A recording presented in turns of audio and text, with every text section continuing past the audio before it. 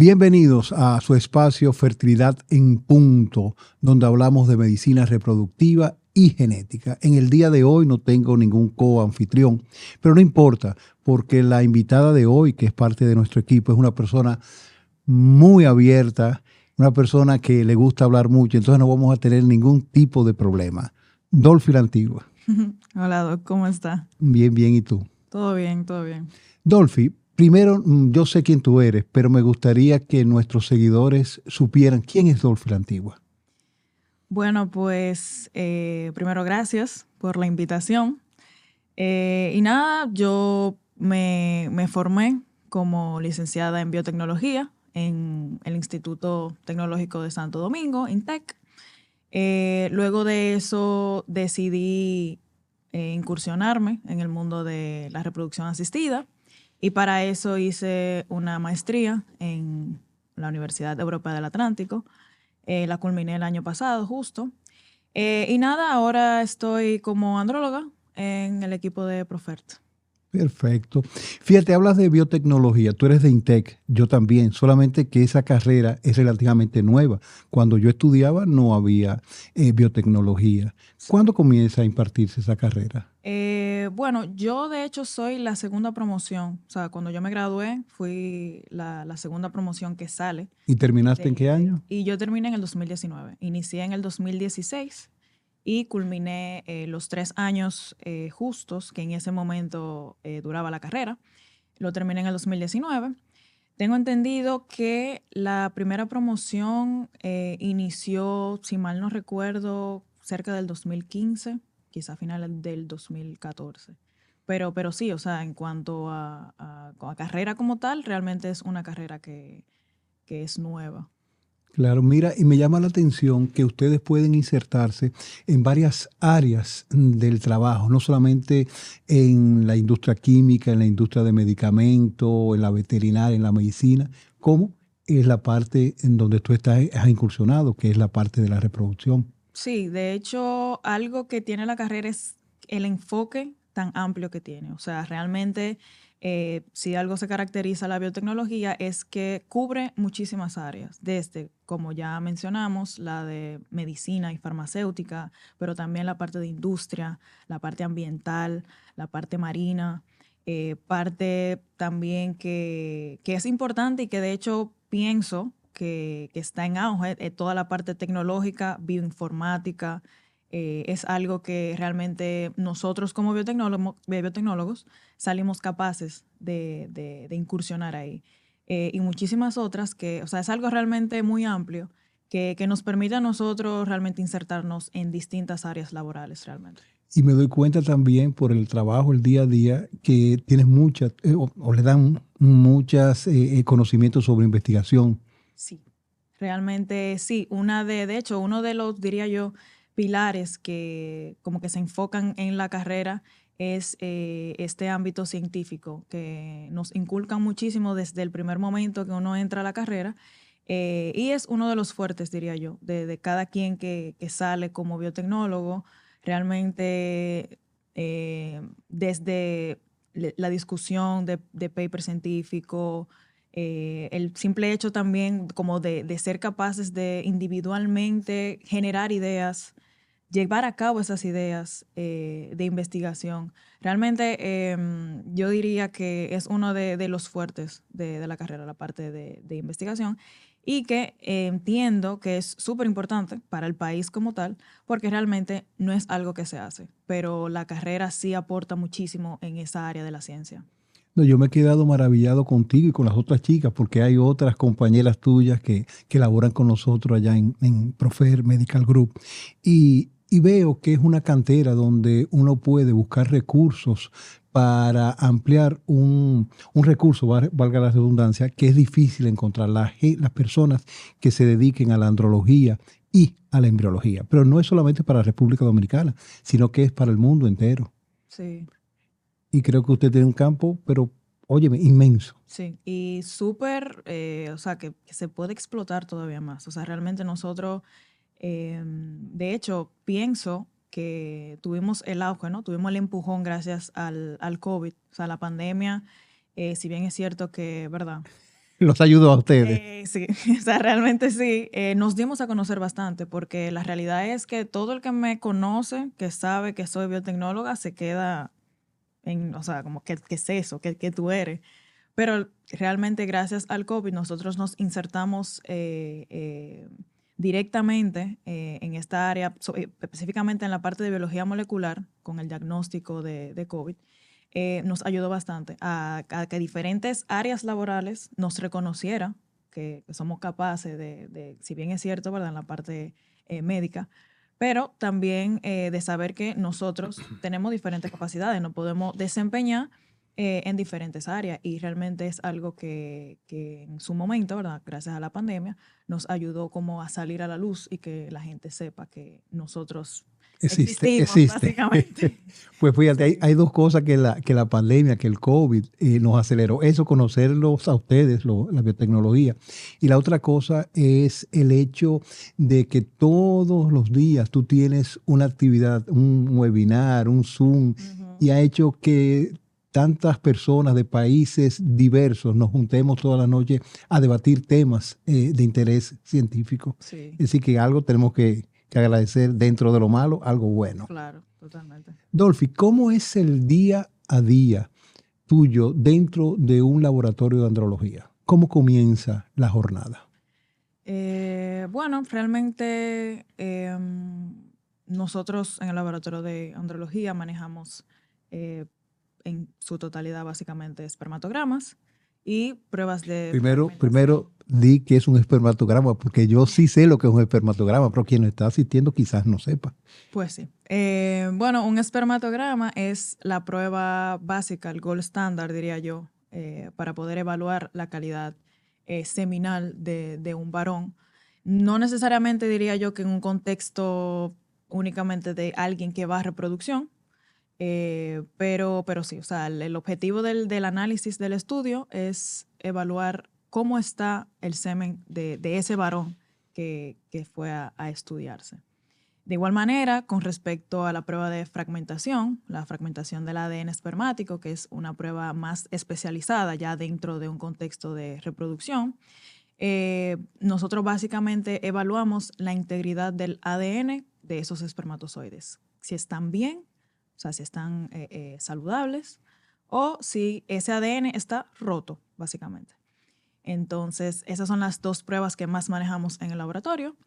Y nuestro día realmente empieza viendo la agenda, a ver cuántas citas programadas tenemos. Es decir, para ir a hacerse, a realizarse un espermatograma, una test de fragmentación, cualquier prueba, hay que tener una cita previa. Sí, se tienen que agendar y el día de la cita presentarse a tiempo y con algunos criterios para, ¿verdad?, para que cumplan, para tener como los mejores resultados con respecto al espermatograma.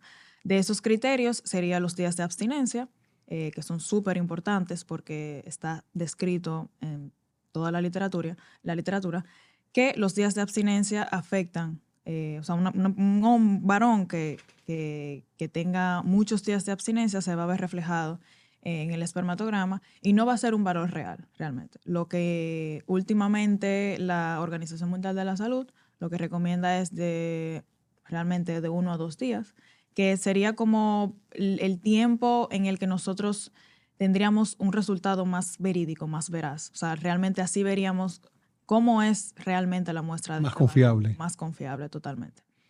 Y nada, luego, o sea, basado en esa... Escúchame que te interrumpa en esta conversación. ¿Quién le da esa información al paciente que va a recolectar la muestra? ¿Ustedes en el laboratorio de andrología, la parte de la secretaria o los médicos que envían a ese paciente a tomar un espermatograma?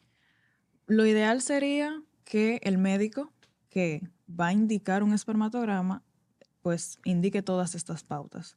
Casi siempre, incluso el médico se lo deja por escrito o en la indicación, o también las mismas secretarias le hacen o sea, énfasis en el tema de los días de abstinencia. Pero es cierto que han ocurrido situaciones donde, o sea, es algo que puede salirse de las manos, o sea, pueden ser como días menores a los establecidos o como días mayores, ¿verdad? O sea, no es que uno no va a atender al paciente, pero realmente se hace la observación porque de pasar algo, ya sabemos que ese criterio pudo haber afectado, esa variable pudo haber afectado y nosotros como andrólogos lo tenemos en consideración a la hora de evaluar la muestra. Dolphy, y una pregunta, en caso que ustedes, es decir, ustedes no conocen el paciente, simplemente tú estás analizando una muestra seminal. Sí. ¿Tú tienes algún tipo de conversación con el clínico diciéndole, mira, yo pienso tal o cual cosa? La verdad, sí, en dependencia de los resultados. Realmente, o sea, hay factores, hay criterios, parámetros del espermatograma que son bien conocidos que si están alterados, están relacionadas quizá a ciertas patologías ya existentes o quizá a estilos de vida. Entonces, en ese sentido, realmente nos podemos acercar al médico y decirle, mira, basado en este resultado y basado claramente en que el médico hace su anamnesis, hace habla con el paciente ¿verdad? Y sabe cómo vive ese paciente. Entonces nosotros hacemos ahí como esa relación de, mira, este paciente con este estilo de vida o con estas situaciones pasadas, ¿se ve reflejado eso aquí en el espermatograma? Nosotros lo podemos ver y basado en eso, entonces el clínico puede, por así decir, como saber la raíz del problema si es un factor masculino, en el caso específico, ¿verdad?, de fertilidad. Y claro, existe esa comunicación del clínico y el laboratorio y en base a eso es Sugieren. que se sugiere y directamente se trata el problema de haber alguno. Ok, otra que hablaste del test de fragmentación espermática. Yo tengo mi criterio y lo hemos discutido en episodios anteriores con Miquel, con Adriana, con Juliana, de que aunque las líneas guías no te dicen que el test de fragmentación hace parte del estudio básico de la pareja infértil, yo pienso que sí, que es una cuestión de tiempo. Y le sugiero a todos mis pacientes, y sobre todo si son fumadores, están en sobrepeso o hay una motilidad muy alterada, realizárselo. Ahora, pienso que va a haber que hacerlo a todo el mundo de forma rutinaria. ¿Qué tú piensas desde la óptica del laboratorio? La verdad es que, o sea, estoy totalmente de acuerdo con que, o sea, realmente, y es algo que se ve desde el punto de vista de investigación, porque es un tópico que ha sido altamente investigado, o sea, esa relación que existe entre la fragmentación y los mismos parámetros seminales, o sea, realmente es algo que, e incluso me atrevo a decir, que a medida que pasa el tiempo, va a ser necesario, porque, o sea, se ve, o sea, sabemos que o bueno, nosotros de este lado, ¿verdad? Sabemos y hemos discutido que la fragmentación, altos niveles de fragmentación están relacionadas a parámetros básicos como la motilidad, la progresiva específicamente, y que el tema de la fragmentación está muy ligada a los estilos de vida. El estilo de vida que nosotros estamos teniendo en los últimos años, sobre todo los varones, el estrés. Los La varones no, los alimentación. varones y las hembras, Bueno, ustedes las claro, hembras sí, también. pero con respecto al tema de la fragmentación, ¿verdad? El tema del estrés, la alimentación, hay trabajos, hay tipos de trabajos específicamente que, ¿Cómo cuáles? bueno, yo diría que pacientes que, por ejemplo, o sea, duran mucho tiempo sentados. También pacientes que, por ejemplo, que esos pacientes que su trabajo es como manejar camiones por muchas horas Sentados, seguidas, sentado sentados. ahí, el calor que en la zona le genera, evidentemente todo eso va a afectar eh, la producción de los espermatozoides sanos porque les va a fragmentar el ADN. Entonces, esos estilos de vida, el estrés, que precisamente por estos trabajos, que largas jornadas que no te permiten alimentarte bien, entonces también todo eso se va a ver reflejado. Y a medida que esto va pasando más y más en el tiempo, entonces nosotros lo vemos en las muestras seminales. Entonces realmente es como te dice, es una cuestión de tiempo porque no, o sea, estadísticamente lo estamos viendo más y más frecuencia de estos parámetros alterados y que consiguiente cuando cuando le indican una prueba de fragmentación, evidentemente vemos que estos valores están súper alterados, una fragmentación extremadamente elevada. Entonces, con respecto al tiempo, yo diría que el agregar esto como a la batería de pruebas a agotar en un primer momento es ideal, porque realmente se ve, y no solamente desde el punto de vista de andrología, sino también cuando uno lo ve en la meta final, que es en el laboratorio de embriología, esos pacientes que por X o Y no se hicieron una fragmentación, pero se ve fallo en la implantación o en la tasa de Aborto, blastulación, aborto de aborto, repetición. repetición, todo eso está descrito que está relacionado con la fragmentación. Entonces, al final del día es algo que yo pienso que si uno tiene control de eso en un primer momento, ya se ahorra tiempo y también al saber más, al tener más información, uno está más, diría yo, más capacitado para tratar lo que está pasando. Mira, yo digo que vamos en la medicina reproductiva, lo que es una medicina personalizada, una medicina de precisión. Es decir, cada día vamos haciendo más cosas y teniendo un diagnóstico mucho más acabado, porque lo que quiere una paciente, lo que quiere una pareja que se acerca a nosotros es un recién nacido, vivo, sano, en Sano, casa. Entonces, son totalmente. todas esas cosas que tenemos que reunir. Tú hablas, Dolphy, simplemente del espermatograma y de la fragmentación, pero en andrología ustedes también realizan pruebas inmunológicas. Sí. Sí, tenemos los test de anticuerpo antiespermatozoides. Realmente no es tan común ese test comparación al espermatograma y la fragmentación, pero sí, es un test que nosotros hacemos para evaluar si realmente existe un factor inmunológico que cause la infertilidad en el específico caso del varón.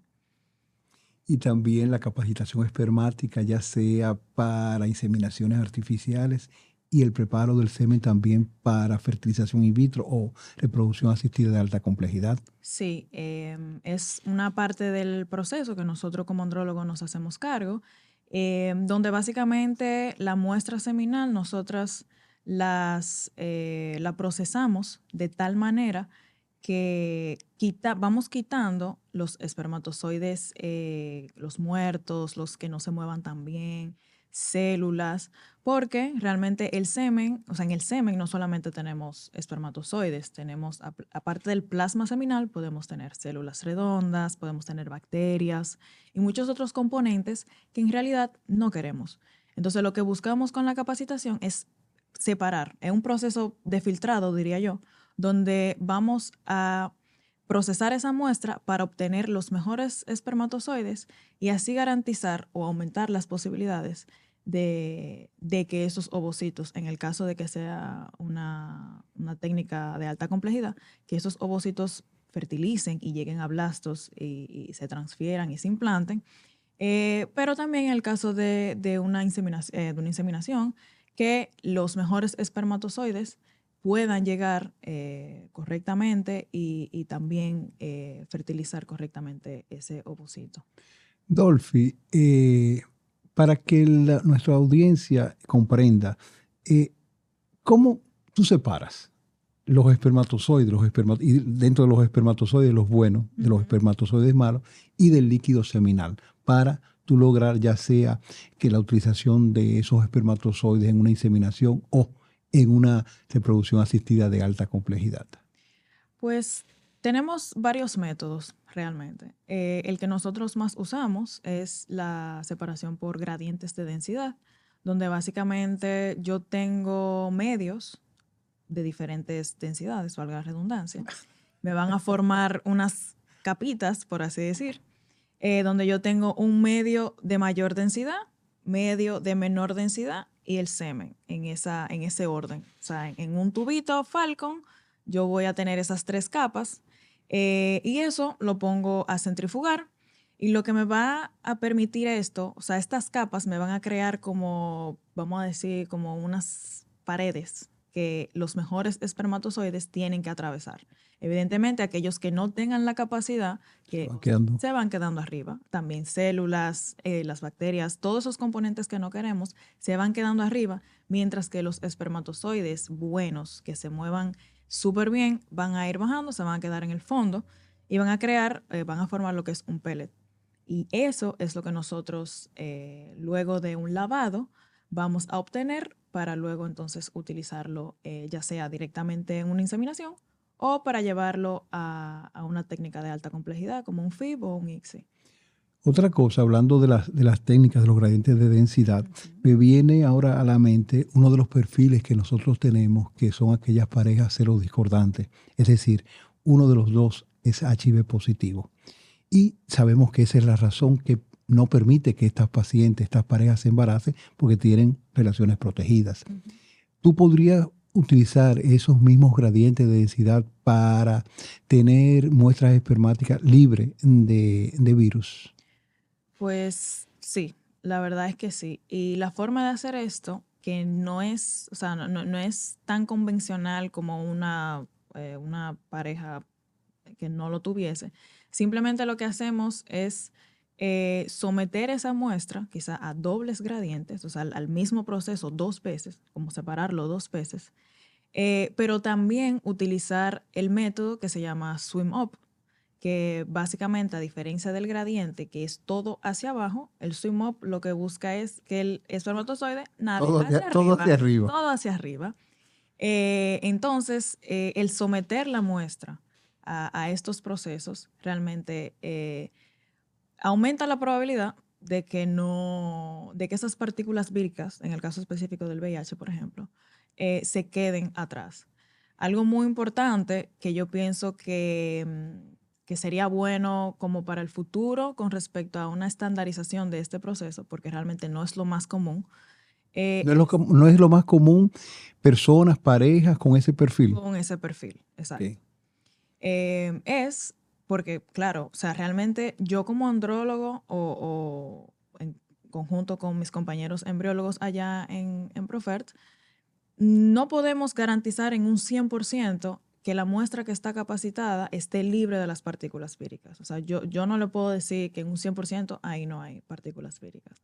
Para esto sería importante y sería ideal, ¿no? El análisis, el aplicar un análisis molecular a esas muestras, porque claro, hay que hacer hincapié en que pacientes con esta infección deben tener una carga viral indetectable. Claro. Pero el hecho de que sea indetectable no significa que no exista, evidentemente.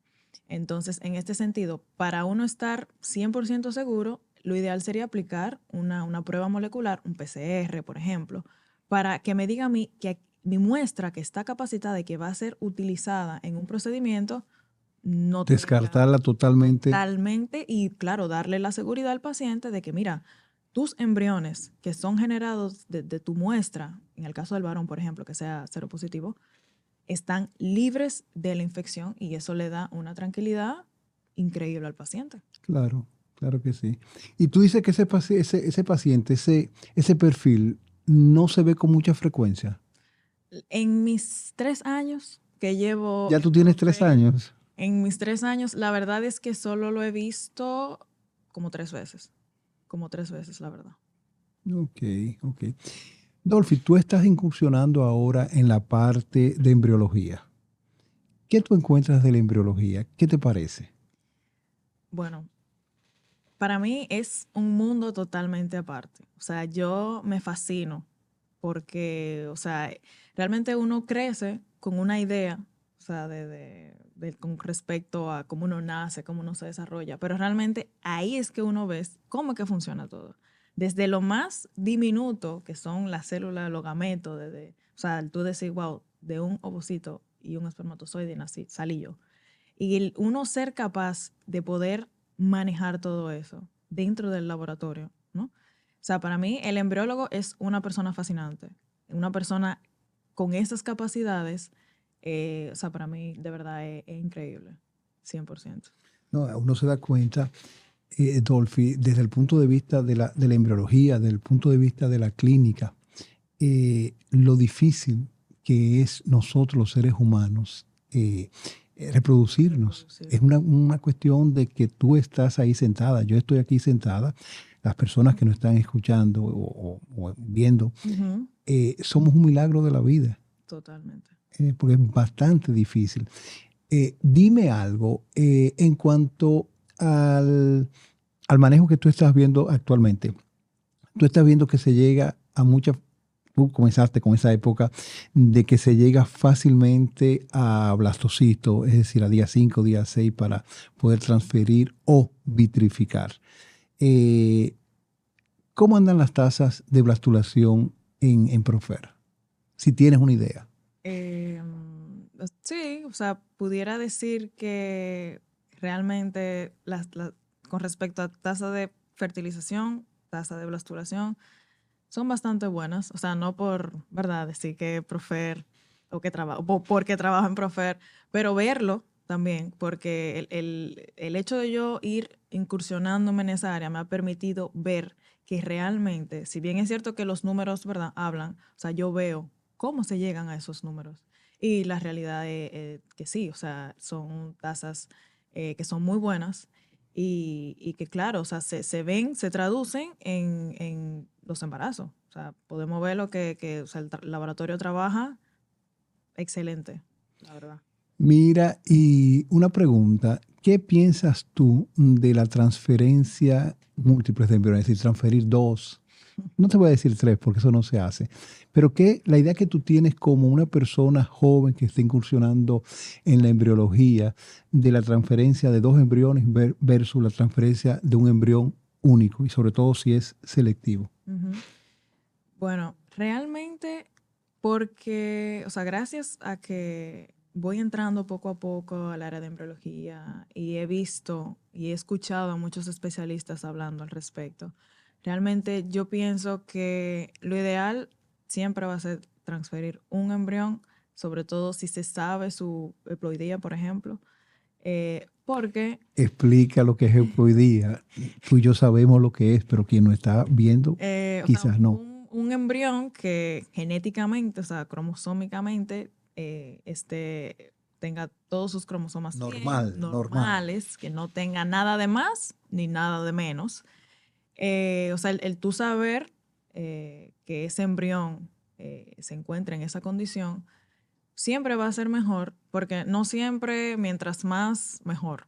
En este sentido, no. O sea, yo estoy totalmente de acuerdo con las sociedades que ya han descrito esta parte, que transferir un solo embrión es lo ideal. No, o sea, el tú transferir 2 no te garantiza una mayor tasa de implantación realmente. No, porque Y, está condenando a un embarazo múltiple. exacto. Y que es importante el decir, o sea, porque conozco mucha gente y siempre me dicen cuando se enteran que yo estoy en esta área de que, ay, tú me puedes ayudar a tener mellizos, tener Ay, qué gemelos. chulo, yo Ay, quiero qué tener, que yo chulo. quiero tener mellizos. La gente no ve las No ve complicaciones. totalmente. O sea, nosotros no somos una especie que está diseñada a tener un embarazo de más de un feto.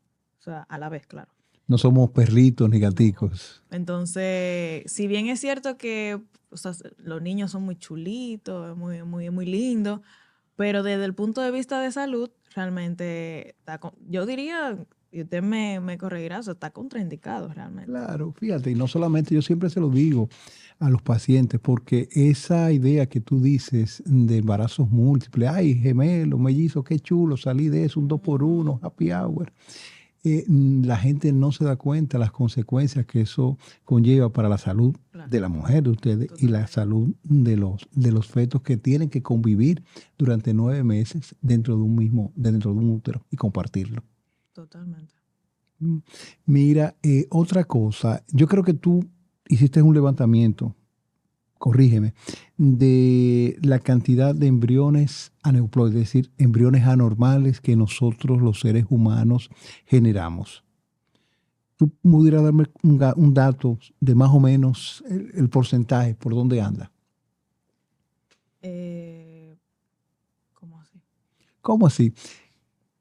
Tú no estabas buscando, viendo la cantidad y analizando el tipo de aneuploidía, el tipo de anormalidad cromosómica que se veían en los embriones generados en el laboratorio nuestro? Yo no. ¿Tú no? Marcela. Pues entonces en otro episodio tenemos que Tenemos que traer a traer a Marcela. Marcela, sí, sí. Pero no has visto o no sabes, o no darías una idea más o menos si es mucho, si es poco. Bueno, primero, mi conocimiento en genética es un poquito básica, pero de lo que pude más o menos como ver al verla a ella trabajando, yo siento, o bueno, de lo que pude ver, ¿verdad? Realmente hay algunas que sí me llaman la atención porque son como muy específicas. Hay algunas que sí como que son más frecuentes. O sea, ahora mismo no tengo el dato de específicamente cuál, pero sí han habido casos de como anomalía muy específica y Que como se que se repite. repiten, pero que también como un mismo embrión que tiene muchas, o sea, muchas anomalías distintas. Y es muy interesante realmente, pero como no es mi área, ¿verdad? Vamos a tener que, Marcela nos va... Tenemos entonces que Una generar un cita. episodio con Marcela. Ok. Sí. Solamente que Marcela, al contrario de ti, es una persona sumamente tímida. Ujú. Y sería, Pero y sería difícil hacer un episodio con ella solo, porque no, ella no va a hablar. Mira, ¿y qué piensas de la realización de biopsia preimplantatoria de una forma de rutina? Así como te hablé de la fragmentación, del test de fragmentación del ADN, ¿tú crees que las parejas se benefician en un final, sí o no? yo, la verdad es, o sea, tengo una opinión un poco dividida, pero eso yo ¿Cómo que diría que, o dividir? sea, Dime, dividida dime cuál es la por, división. por eh, diría que por mi falta de experiencia, o quizás, ¿verdad?, en saber más. Pero, por ejemplo, o sea, tengo una dicotomía, por así decir. Primero, es que muchas de estas pruebas, no necesariamente genética, pero en general, como pruebas que se le ofrecen a los pacientes, tienen su público.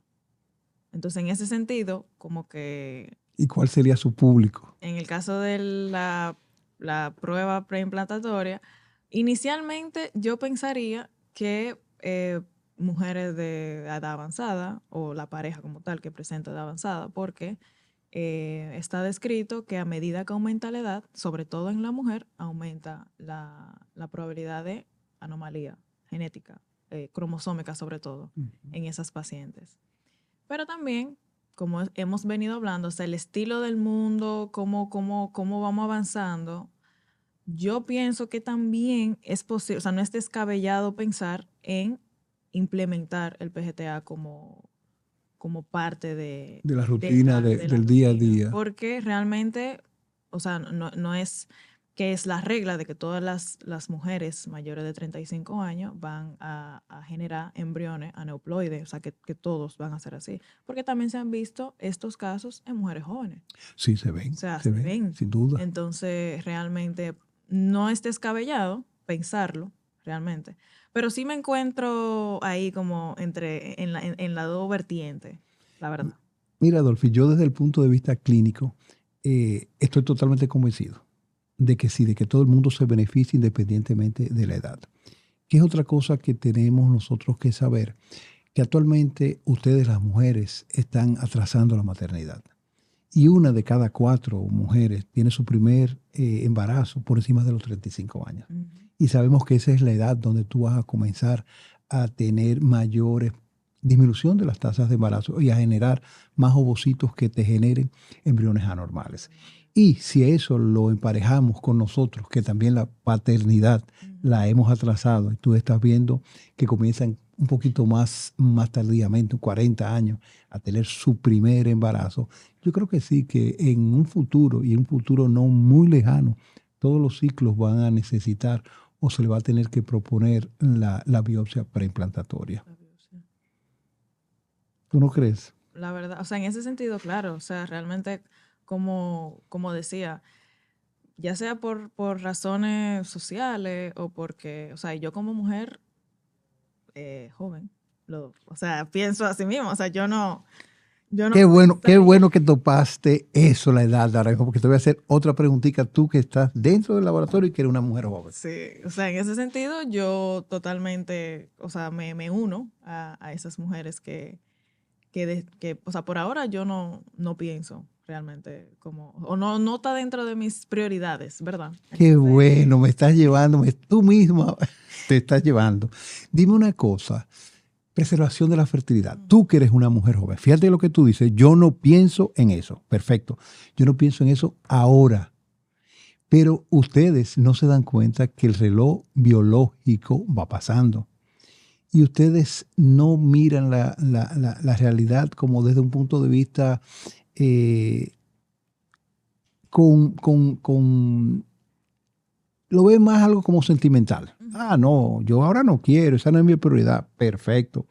Pero tú no crees que ustedes, jóvenes, no deberían darse la oportunidad, en caso de que no quiera embarazo ahora mismo, de guardar sus gametos. claro, totalmente. O sea, realmente para mí, y mientras más me he incursionado, que más he visto y he leído, o sea, totalmente. O sea, realmente yo lo haría.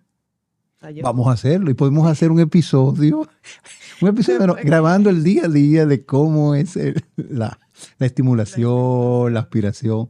No, pero yo te digo, yo siempre se lo he dicho a todas ustedes, inclusive a Lucas, Ujú, le digo que no, la importancia de guardar sus gametos. Si yo ahora mismo tuviera la edad de ustedes, que no pensaba a esa edad tampoco tener hijos, ujú. hubiera guardado Sí. mis espermatozoides. No, yo la verdad, y se lo digo, por ejemplo, a amigas que están cerca de los 30, por ejemplo, y que piensan igual que yo, de que, mira, yo realmente me quiero enfocar en mi profesión, quiero crecer, quiero seguir estudiando o lo que sea. Realmente, antes quizá uno lo vería como algo descabellado, de que yo preservar mis óvulos, como para qué.